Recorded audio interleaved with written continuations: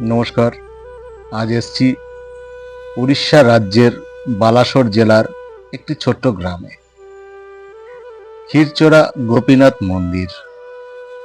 হয়তো অনেকে দেখেছেন মন্দিরটা, আবার অনেকে হয়তো দেখেননি, হয়তো নাম শুনেছেন ক্ষীরচোরা গোপীনাথের।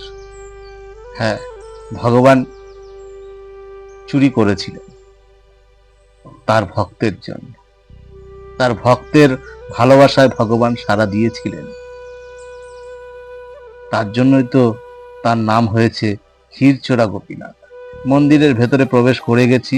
এই হলো মূল মন্দির, ক্ষীরচোরা গোপীনাথের মন্দির। মন্দিরটা খুব সুন্দর, কালারফুল।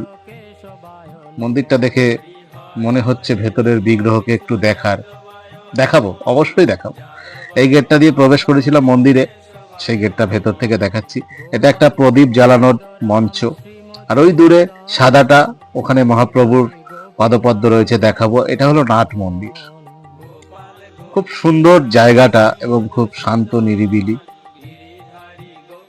তো এই মন্দিরটা ক্ষীরচোরা গোপীনাথ নামে পরিচিত। এখানেই এসেছিলেন শ্রীপাদ মাধবেন্দ্র পুরী গোস্বামী প্রভু। এই মাধবেন্দ্র পুরীর জন্যই আমাদের গোপীনাথ ক্ষীর চুরি করেছিলেন। ভেতরের বিগ্রহের ছবি তোলা বারণ, তাই বাইরে থেকে ছবি সংগ্রহ করেছি আপনাদের জন্য। মধ্যে যিনি রয়েছেন উনি হলেন ক্ষীরচোরা গোপীনাথ, এবং গোপীনাথের ডান দিকে রয়েছে শ্রী গোবিন্দ এবং বাদিকে রয়েছে মদন মোহন। প্রথমে মন্দিরের বিগ্রহ একটাই ছিল, পরে আরো দুটো বসানো হয়েছে রসিকানন্দ প্রভুর আশীর্বাদে। শ্যামানন্দ প্রভুর শিষ্য ছিলেন। এটা বাইরে বেরোনোর একটা গেট পেছন সাইডে। আর এই যে জায়গাটা দেখছেন, এখানে স্বয়ং শ্রী চৈতন্য মহাপ্রভু যখনই নবদ্বীপ থেকে পুরী ধামে যেতেন, অবশ্যই একবার এই ক্ষীরচোরা গোপীনাথকে দর্শন করতেন। তার পায়ের ছাপ রয়েছে এখানে, পদপাদ্য। সবাই প্রণাম জানাবেন মহাপ্রভুর চরণে। তো এখান থেকে ধীরে ধীরে বেরিয়ে চলে গেছিলাম। ওই দূরে যে বাড়িটা দেখা যাচ্ছিল, সেইখানেই রয়েছে মাধবেন্দ্র পুরী গোস্বামীর স্থূল সমাধি। তো সেখানেও যাব। তার আগে বাইরে ছোট ছোট দু তিনটে মন্দির রয়েছে এখানকার যে স্থানীয় দেবতা, তাদের মন্দির। আর ইনি হলেন শ্রী শ্রী মাধবেন্দ্র পুরী গোস্বামী মহারাজ। এখানেই তার স্থূল সমাধি রয়েছে।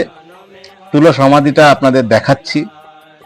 এটা ওপর থেকে একটা অ্যাডভেস্টারের শেড দেওয়া, খুব সুন্দর এবং শান্ত ঠান্ডা জায়গা।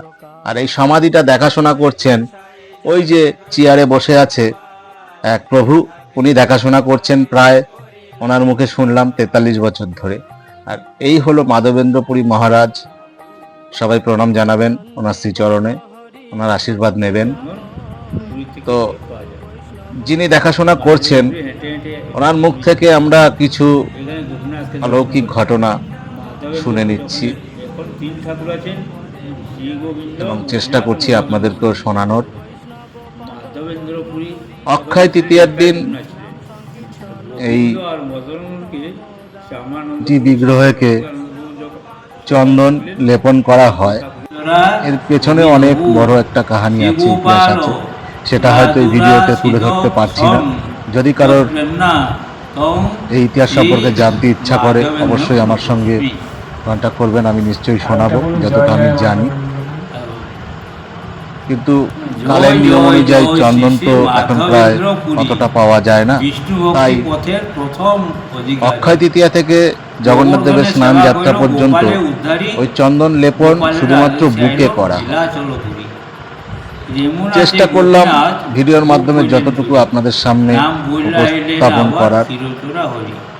আরো ভালো ভালো ভিডিও আপনাদের সামনে দেব, এবং যিনি এই প্রভু রয়েছেন এখানে, ওনার চরণে আমার শতকোটি প্রণাম।